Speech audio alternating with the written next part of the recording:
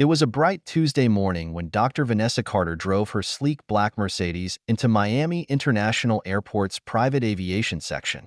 The spring sun reflected off the polished surface of her car, creating a striking gleam as she pulled into the VIP parking area. At 44 years old, Dr. Carter had established herself as one of the leading neurosurgeons in the country. Today, her expertise was urgently needed in New York for a complicated emergency brain surgery. A private jet had been chartered for her trip, courtesy of the patient's family. Dr. Carter checked her watch. It was 8:30 a.m., leaving her with ample time before her 9 a.m. departure. She glanced into the rearview mirror to ensure her appearance was impeccable. Her smooth, dark brown skin glowed with confidence, and her neatly styled braids were pulled back into a professional bun. Adjusting her tailored navy blazer and pearl necklace, she exuded an air of elegance and competence, a reflection of her dedication to her craft. After stepping out of her car, Dr. Carter gathered her belongings. In her right hand, she held a brown leather briefcase containing essential medical files and her laptop. Over her left shoulder hung her designer handbag, which carried her passport, flight documents, and personal items. Her heels clicked against the pavement as she walked toward the terminal entrance with purpose and poise. The private aviation terminal contrasted sharply with the bustling main airport. It was serene and exclusive, with sleek modern architecture and expansive glass windows. A handful of expensive cars were parked nearby, and a few other travelers chatted quietly in the lot.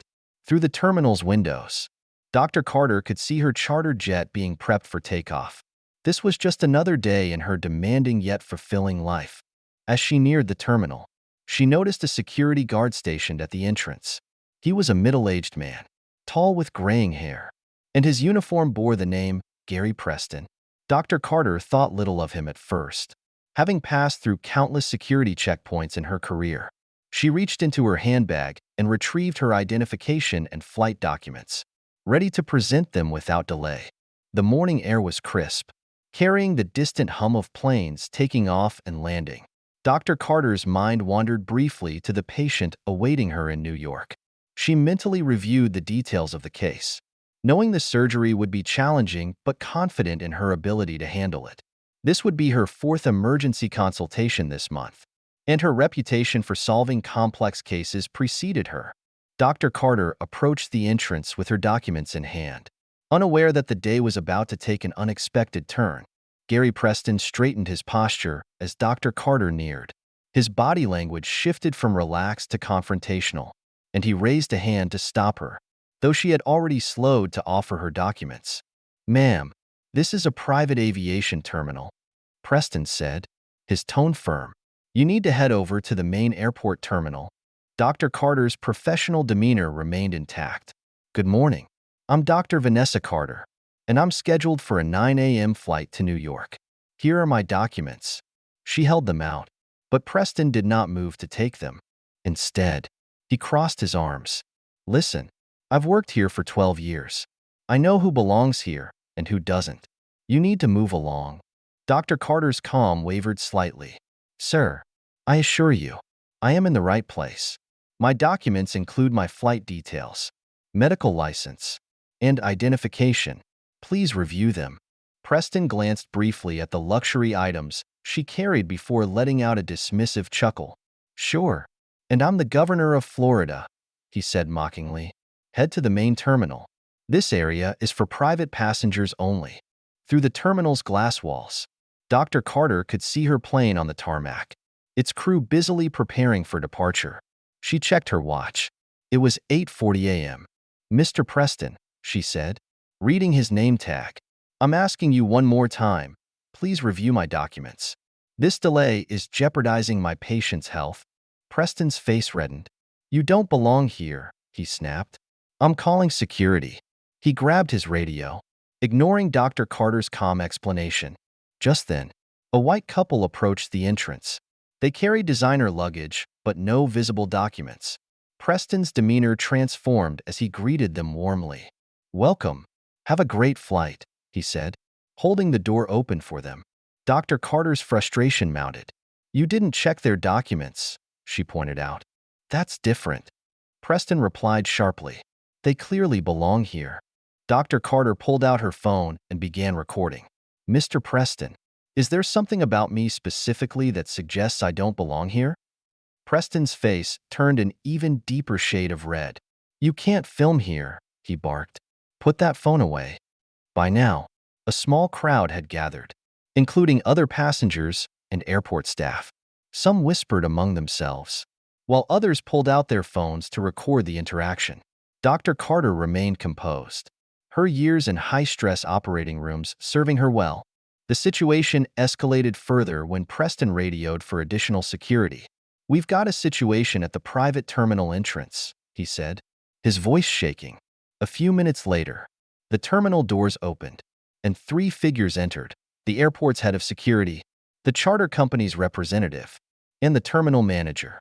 They had been informed of the unfolding incident through a flurry of messages and calls from bystanders. Mr. Preston, said Karen Wallace, the head of security, her voice stern, step away from Dr. Carter immediately.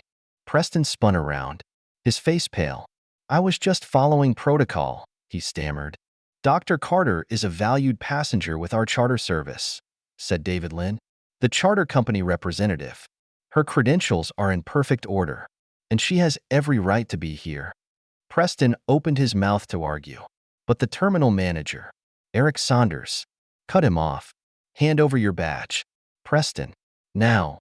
The crowd watched in stunned silence as Preston unpinned his badge with trembling hands. Meanwhile, Wallace reviewed Dr. Carter's documents and nodded approvingly. Dr. Carter, she said, your flight crew is preparing for takeoff. We'll escort you to your plane immediately. On behalf of the airport, I deeply apologize for this incident. Dr. Carter inclined her head graciously. Thank you. I'm glad this has been resolved, but I hope steps will be taken to prevent this from happening again. The video of the incident quickly went viral, sparking outrage and a nationwide conversation about discrimination in private aviation. By the time Dr. Carter's plane landed in New York, her story was trending on social media.